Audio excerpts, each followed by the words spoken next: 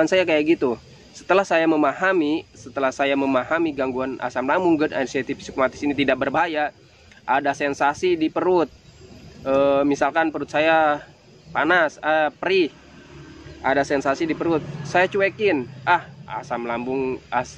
gangguan asam lambung, GERD, anxiety ini tidak berbahaya, perut saya perih, saya hanya butuh makan, udah saya makan. Misalkan ada sensasi tidak nyaman, kelayangan, sensasi GERD, asam lambung, anxiety psikosomatis itu tidak berbahaya, saya jalan-jalan ya teman-teman. Misalkan ada rasa takut mau jalan-jalan, tidak berbahaya dan tidak akan terjadi apa-apa, saya jalan-jalan saja teman-teman. Itu pengalaman saya dulu kayak gitu teman-teman. Jadi serba dipaksakan, karena gangguan asam lambung, GERD, anxiety psikosomatis itu perlu pembiasaan ya teman-teman. Jadi kalau misalkan kita sudah terbiasa, kita bisa karena terbiasa, seperti itu kata Pak Abdul Rahman ya teman-teman. Kata Pak Abdul Rahman kayak gitu, lanjutkan saja Mas Adim, lanjutkan saja, kita akan bisa, kita akan sembuh, katanya kan gitu.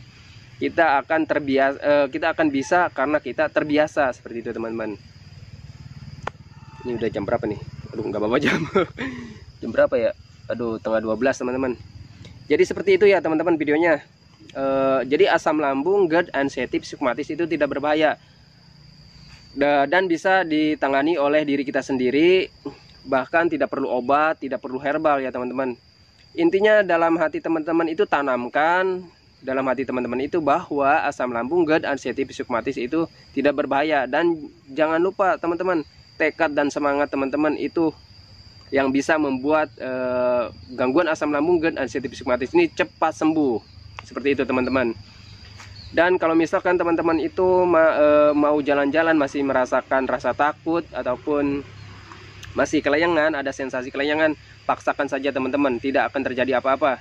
Itu yang dinamakan psikosomatis, anxiety ya teman, itu yang dinamakan anxiety. Jadi tidak apa-apa, lanjutkan saja. Kalau misalkan teman-teman mau jalan-jalan saja. Kalau misalkan takut jauh-jauh, yang dekat-dekat aja dulu teman-teman.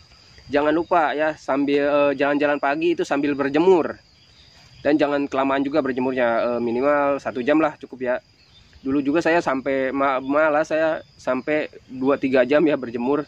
Cuman hindari kepala terlalu lama terjemur ya. Kalau saya dulu, saya mah dipaksain aja teman-teman dulu.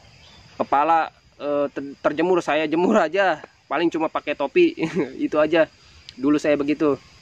Jalan-jalan, sepedaan, udah saya libas semua. Karena kalau tidak dipaksakan itu mau sampai kapan ya teman-teman? Kalau tidak dipaksakan mau sampai kapan kita terpuruk, menderita oleh gangguan asam lambung, GERD, anxiety psikosomatis ini? Kalau tidak dipaksakan dari sekarang, kapan lagi ya, gitu teman-teman.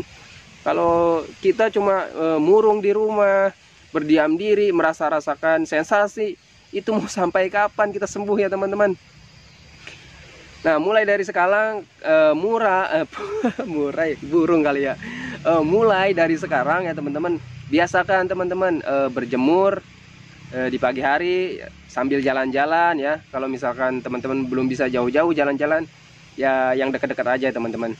Itu biar apa? Biar penglihatan kita itu penglihatan kita itu luas. Jadi kalau misalkan di rumah aja kita mentok cuma di tembok, TV, HP gitu kan.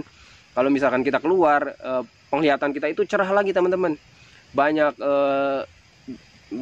orang lalu lalang, lihat pemandangan ya kan, disapa-sapa sama orang, itu membuat hati kita senang teman-teman. Itu membuat pandangan kita cerah lagi, semangat kita timbul lagi. Memang di awal-awal, kalau di awal-awal ya, pengalaman saya di awal-awal itu, jangankan jauh ya teman-teman, jangankan nyapa orang yang lewat, itu boro-boro ya teman-teman. Kita tuh sambil jalan aja, yang ada di pikiran kita itu sensasi ya kan.